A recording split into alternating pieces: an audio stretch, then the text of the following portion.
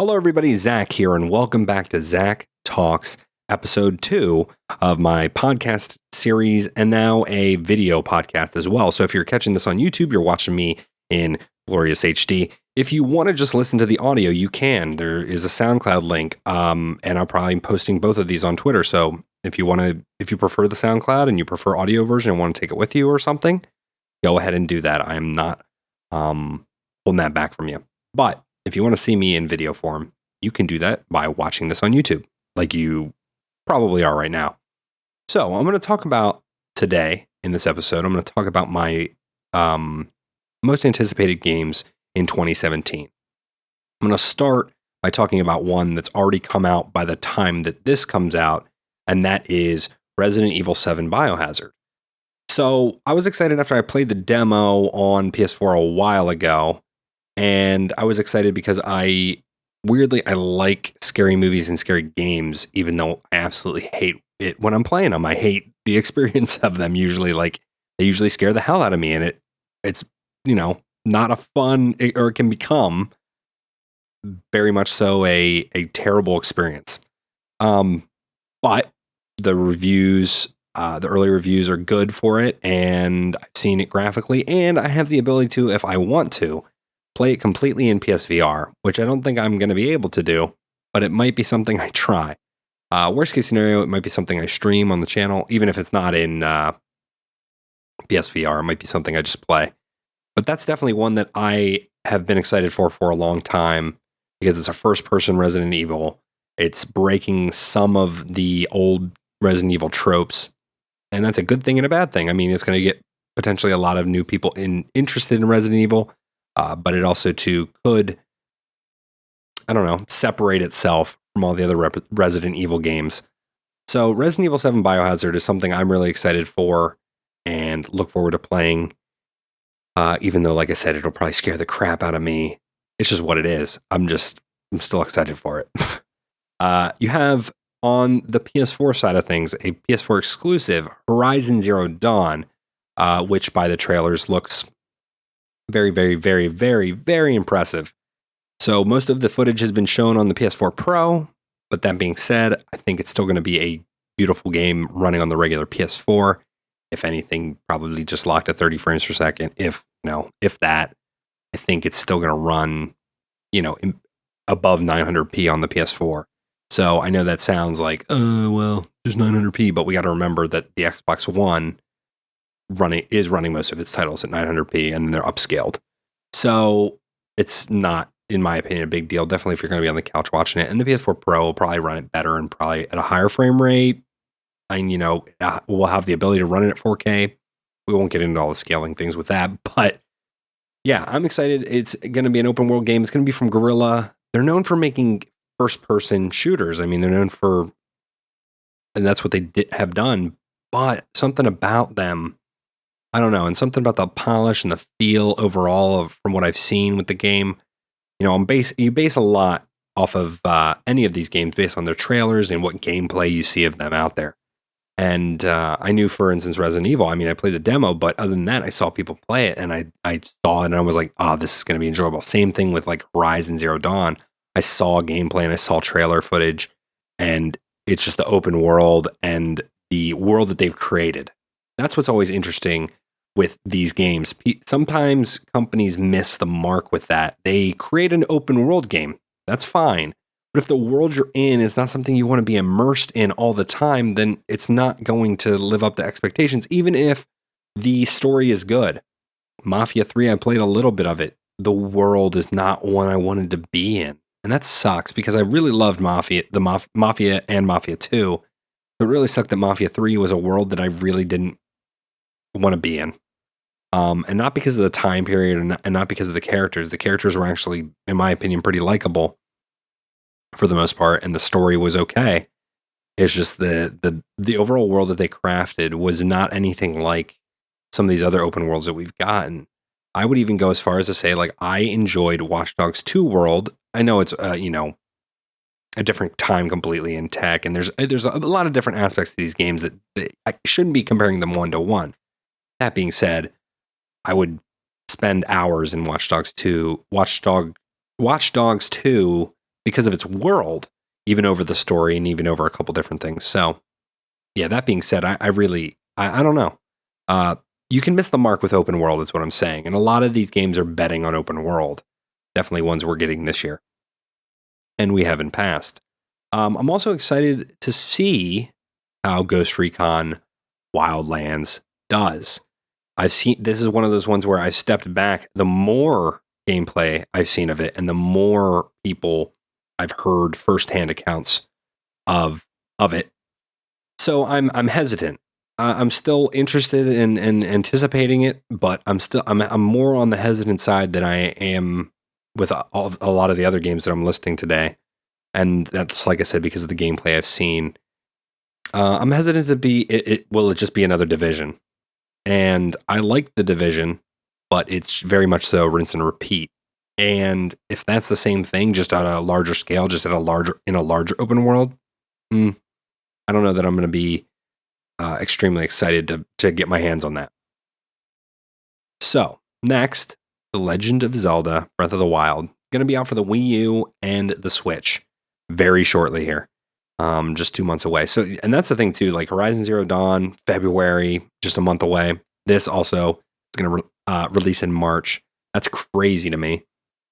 We're finally going to have a new Zelda game and an open world Zelda game. Exactly what I was talking about. You can nail it or not. And that's another thing. I've seen people complain about the controls for this game from when they've demoed it and what have you. But the world looks absolutely amazing. It looks amazing running on the Switch hardware, which we know is going to be classic Nintendo, underpowered. I talked about the Switch in episode 1, if you're interested in my thoughts on the Switch, but I'm not going to talk much about that here other than the fact that it looks very impressive for the hardware it's running on, both in the footage I've seen of it docked and in the handheld mode. So I'm actually really excited for that. A new Zelda game, a open world Zelda game, fully 3D. I don't know. I'm really excited for it, and it's good to know that Nintendo's putting a lot behind it. That being said, will it push Switch unit sales? I don't know about that, but that's what I talked about in that last episode too. Talked about that as well. What else am I excited for? For Honor looks good. I don't know if it's going to be something that I'm dying to play. We, of course, have to talk about Red Dead Redemption 2. We're talking about, like I said, a lot of different open world games here. But Red Dead Redemption 2, from the trailer we saw, looks very impressive, and that's running on the PS4 and Xbox One, because it will not, more than likely, I don't know if Rockstar has something up their sleeves, but it will not more than likely release on PC this year. If anything, we see it on PC in a year or two. Rockstar knows what they're doing too. They can do that. They will sell 2 copies of it to people.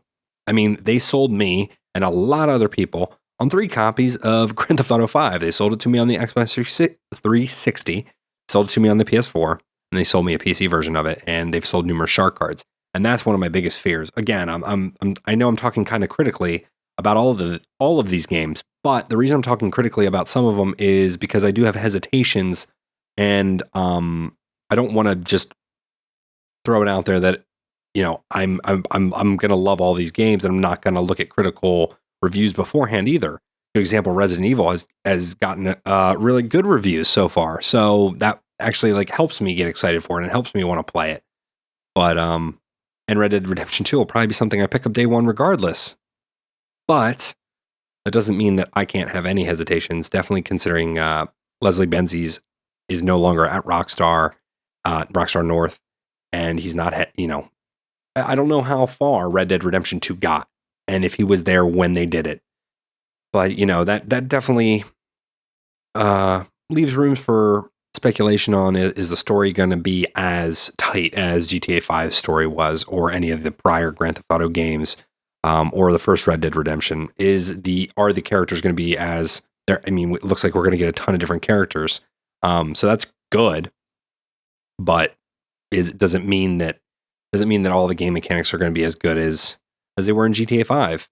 A lot of people look at GTA 5 as almost a perfect Rockstar game, but their move to caring so much about online and making money in online, I don't know. It's one of those things that I'm still really really excited for the game, and I'm still excited too to see the trailers that we get this year for the PS4 and Xbox One. I'm still excited for those trailers and those screenshots because Rockstar always impresses us with those, considering the ones that they released for GTA 5 back before we got it on 360 and PS3 were blowing our minds. So I'm excited for that. I'm very much so excited for that, and hopefully nothing changes with that release date too. Most of these games, the release date shouldn't change because we either know from the developer that they're reliable on their release dates, or we're just so close to it that if they do push it back, not so much for Red Dead, but for some of these other games, that it'll suck. It'll really suck. A lot of people will probably be decently annoyed. Not that that matters to the developer, but a lot of people will be decently annoyed. Sniper Elite 4 looks really good. I saw the trailer for that. That looks like it could be just an improvement on the game mechanics and how the game works, allowing for more choices, allowing you to be a little bit more stealthy or going, balls to the wall. So I'm excited for that. The trailer looked amazing. It looks like they're continuing to get better graphically and what have you, which is what you expect. Detroit Become Human. Very much so excited for that as just its story. I have no doubt that the story will be impressive, even if it is difficult to follow at some points or what have you. I'm very much so excited for that. We have Gran Turismo 4. Gran Turismo Sport. Gran Turismo 4. We have Gran Turismo Sport.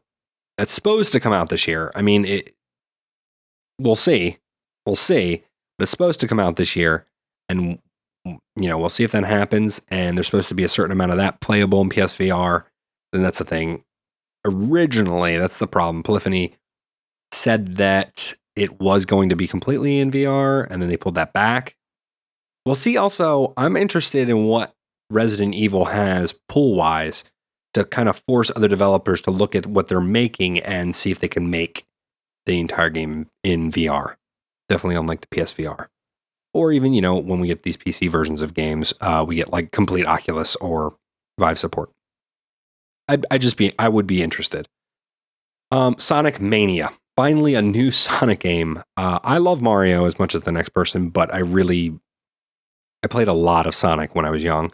And Sonic there's been so many garbage Sonic games. No offense to any of the teams that have worked on the ones in the past, but there have been so many garbage Sonic games. So it's good to see finally a new Sonic game that's built on like all of the old concepts. Right, like Nintendo has been releasing Mario games that are built on all the old concepts with introducing a couple new ones along the way, but for the most part, they're still, you could pick up a NES Mario game, you could pick up a Wii or Wii U Mario game, and you're right at home, which is finally what Sonic Mania looks like it's going to be, which I'm extremely glad for. A PSVR exclusive, Star Trek Bridge Crew. Looks really, really cool. I mean, I can just imagine being in there and on the bridge, and that to me is really cool. Star Trek is not, I don't have as much love for Star Trek as I do Star Wars, but that being said, I still think the experience would be really cool. Outlast 2. So I played a little bit of Outlast on my channel. There's even this really funny video that Bugs had posted that I didn't know he was recording, which I got scared numerous times in. And I enjoyed it. And I played the demo for Outlast 2, and it looks like it's going to be 10 times worse in terms of how scary it is. Not worse in its actual quality. It looks much more impressive visually and mechanically. It looks like they're working on a couple different things. And I'll be interested to see, like I said, when that comes out and, how we... How scary it is in comparison, pretty much. To be honest, I don't think there's much else. We are kind of we're getting a lot of open world games this year. I think it's the industry's reaction to, a couple years ago when open world games were some of them were super successful, or the platform has been like pushed out there, like GTA 4 and GTA 5 sold amazingly. And they're looking at that and saying, oh, we need to do that. We need to replicate that success. And that's hard to do. I don't want this to just be a Rockstar podcast, but it's hard to replicate the success of Rockstar and the success of Rockstar with its games. Are they for everyone? No, but they hit a lot of different marks for people story-wise, multiplayer, and the worlds that they create. So we're seeing a lot of, I feel like, reaction to that. Or the initial reaction was probably, the first Watch Dogs and a couple other games, but good example, I felt like the first Watch Dogs was a miss. I played through that entire story. I enjoyed it for what it was, but it was a miss way more. I mean, I feel like the Watch Dogs 2 is critically a lot better. Did it sell a lot better than the first one? I don't think so. So we'll see. We'll see going forward.